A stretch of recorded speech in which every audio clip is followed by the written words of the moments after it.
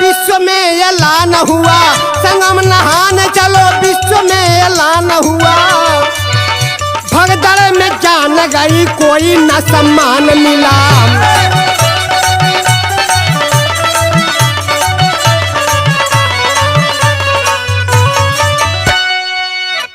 29 जनवरी के मौनी अमावस्या रहल, शाही स्नान रहल, लोग अमृत पान करे बदे के उत्साहित रहलन और उत्साहित भी कल गए। भइल का